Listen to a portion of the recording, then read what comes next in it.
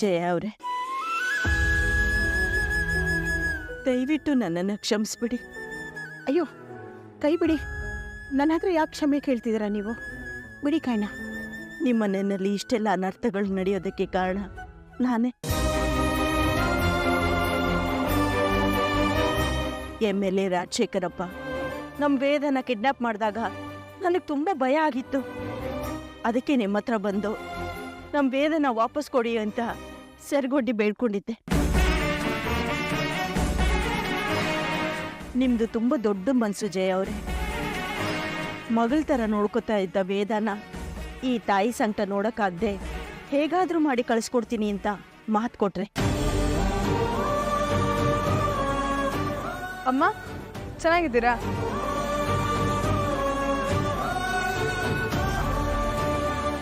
ವಿಕ್ರಮ್, ನೀನು ಮಾತ್ರ ಮನೆ ಒಳಗೆ ಹೋಗು. ನಿನಗೆ ಈ ಮನೆಯಲ್ಲಿ ಜಾಗ ಇಲ್ಲ.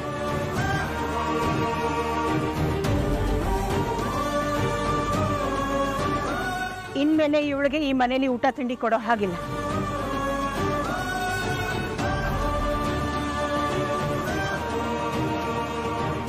ಆ ಕ್ಷಣದಲ್ಲಿ ನಿಮ್ಮ ಮುಖದಲ್ಲಿ ಎಂಥ ನೋವಿತ್ತು ಅನ್ನೋದು ನನ್ನ ಕಣ್ಮುಂದೆ ಈಗಲೂ ಇದೆ.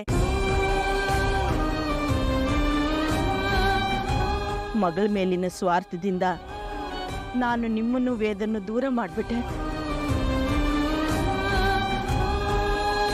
ವೇದ ವಿಕ್ರಮ್ನ ದೂರ ಮಾಡಿದೆ. ಇದರಿಂದ ಅವರಿಬ್ಬರ ಜೀವನನೂ ದಿಕ್ ತಪ್ಪಿತು. ಎಲ್ಲರ ಮನಸ್ಸು ಅಲ್ಲೋಲ ಕಲ್ಲೋಲ ಆಯಿತು.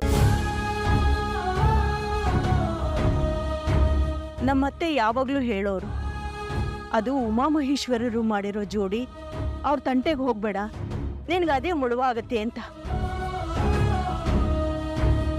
ಅವ್ರ ಮಾತನ್ನ ಮನ್ಸಿಗೆ ತಗೊಂಡು ಅರ್ಥ ಮಾಡ್ಕೊಂಡಿದ್ದಿದ್ರೆ ಈ ಕೆಟ್ಟ ಪರಿಸ್ಥಿತಿ ವೇದಗೂ ಬರ್ತಾ ಇರಲಿಲ್ಲ, ನಿಮಗೂ ಬರ್ತಾ ಇರಲಿಲ್ಲ. ಇದೆಲ್ಲ ನನ್ನಿಂದಲೇ ತಪ್ಪು ನಡೀತು. ಜಯ ಅವರೇ, ದಯವಿಟ್ಟು ನನ್ನನ್ನು ಕ್ಷಮಿಸ್ಬಿಡಿ.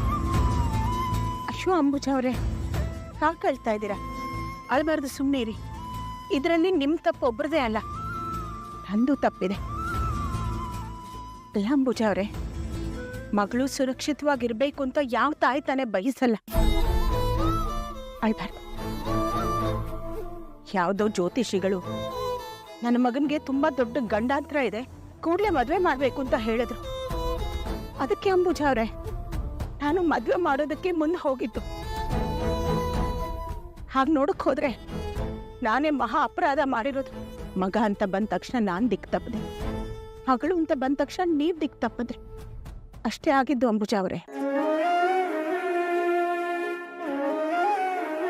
ಎಷ್ಟೇ ಆಗ್ಲಿ ತಾಯಂದ್ರಲ್ವಾ ನಾವು, ನಮ್ಮ ಯೋಚನೆನೂ ಹಾಗೇ ಇರುತ್ತೆ. ಆದರೆ ವೇದ ವಿಕ್ರಮ್ ಜೀವನದಲ್ಲಿ ಇಷ್ಟೆಲ್ಲ ಆಗಿದ್ದು ತುಂಬಾ ಒಳ್ಳೇದಾಯ್ತು. ಹೇಗೆ ಅಂಬುಜ ಅವರೇ, ವೇದ ವಿಕ್ರಮ್ ದೂರ ಆಗದೆ ಹೋಗಿದ್ದಿದ್ರೆ ಅವ್ರ ಮನಸ್ಸಿನಲ್ಲಿ ಆ ಮಟ್ಟದ ಪ್ರೀತಿ ಇದೆ ಅಂತ ಅವ್ರಿಗೆ ಗೊತ್ತಾಗ್ತಿರ್ಲಿಲ್ಲ ಅಲ್ವಾ? ಅದನ್ನು ನಿಜಾನೇ. ನಡೆಯೋದೆಲ್ಲ ಒಳ್ಳೇದಕ್ಕೆ ಅಂತ ಹೇಳ್ತಾರಲ್ಲ, ಅದಕ್ಕೆ ಆಗಿದ್ದು ಒಳ್ಳೇದೇ ಆಯ್ತು. ನೀವು ನಿಮ್ಮ ಮನಸ್ಸಿನಲ್ಲಿ ಯಾವ ಆತಂಕನೂ ಇಟ್ಕೋಬೇಡಿ. ಅವರಿಬ್ರು ತಮ್ಮ ಜೀವನನ ತುಂಬಾ ಚೆನ್ನಾಗಿ ಕಟ್ಕೋತಾರೆ. ನೋಡ್ತಾ ಇರಿ.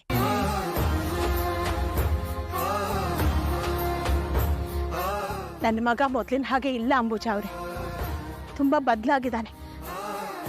ನನ್ನ ಸೊಸೆ ನನ್ನ ಮಗನನ್ನ ಬಹಳ ಎತ್ತರ ಸ್ಥಾನಕ್ಕೆ ಕರ್ಕೊಂಡು ಹೋಗ್ತಾನೆ.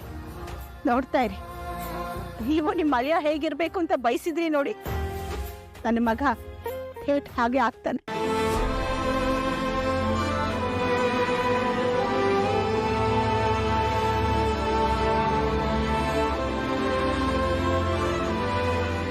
ಜಯ ಅವರೇ, ಆದರೆ ಸಾಕ್ಷಿ ನಿಮ್ಮ ಮನೆ ನಡು ಮನೆಯಲ್ಲಿ ಬಂದು ಕೂತಿದ್ದಾಳಲ್ವಾ?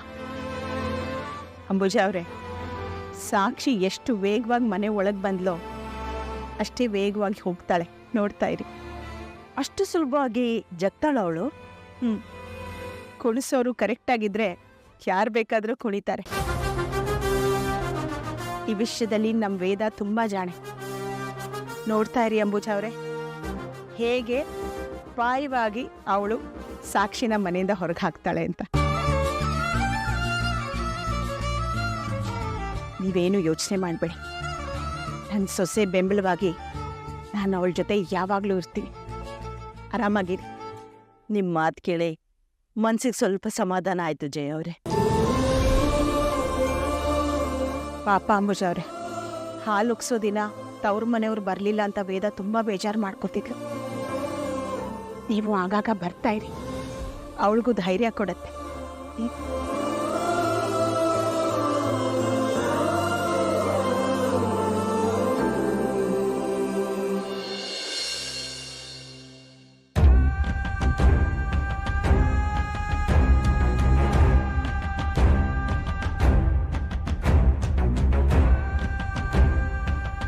ನೋಡಿಮ್ಮ, ಅವ್ರು ಮಾಡಿರೋ ಘನಕಾರ್ಯಕ್ಕೆ ಬೆಚ್ಚಿಬಿದ್ದು ಅವ್ರನ್ನ ಮನೆಯಿಂದ ಹೊರಗೆ ಹಾಕಿದ್ದು ನಾನು.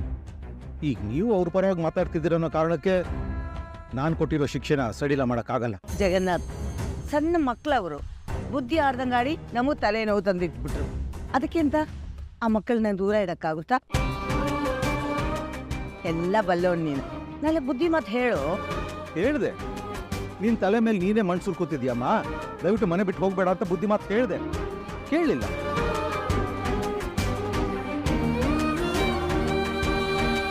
ಪೊಲೀಸ್ ಸ್ಟೇಷನಲ್ಲಿ ನಮ್ಮವನಿಗೂ ಬರ್ಕೊಂಡೆ. ಸ್ವಯಂ ಸತ್ಯಮೂರ್ತಿಗಳೇ ಹೇಳ್ತಿದ್ದಾರೆ, ಇದಕ್ಕಿಂತ ಒಳ್ಳೆ ಅವಕಾಶ ಸಿಗಲ್ಲ. ನಿನಗೆ ವೇದ ಇಷ್ಟ ಇದ್ರೆ ಈಗಲೇ ಮನೆಗೆ ಕರ್ಕೊಂಡು ಬಂದ್ಬಿಡು ಅಂತ. ಕೇಳಲಿಲ್ಲ ಅವನು. ಏನು ಮಾಡೋದು ನಾವು?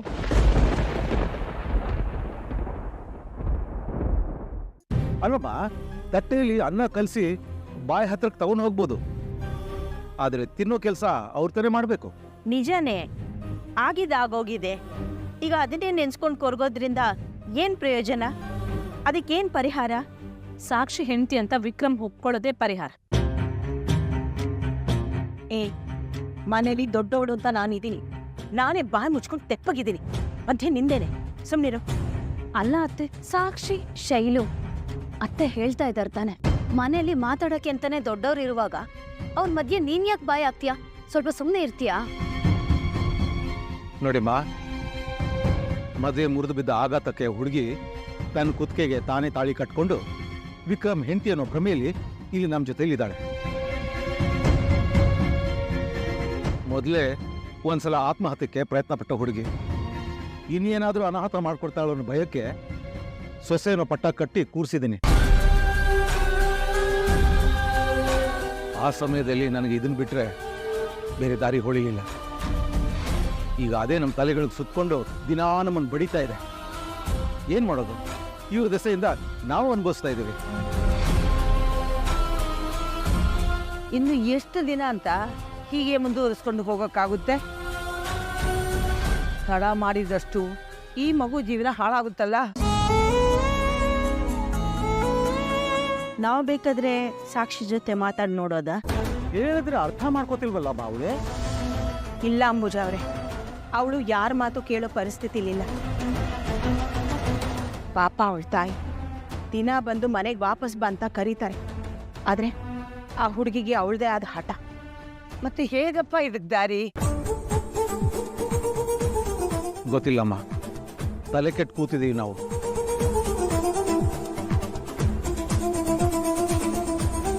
ಇವರಿಬ್ರು ಮಾಡಿರೋ ಗನಂದಾರಿ ಕೆಲಸದಿಂದ ಆಗಿರೋ ಅನಾಹುತ ಇದು. ಅವರಿಬ್ಬರೇ ಇವಳಿಗೊಂದು ದಾರಿ ತೋರಿಸ್ಬೇಕು. ಅಲ್ಲಿವರೆಗೂ ಈ ನರಳಾಟ ತೊಳಲಾಟ ತಪ್ಪಿದ್ದಲ್ಲ ನಮಗೆ.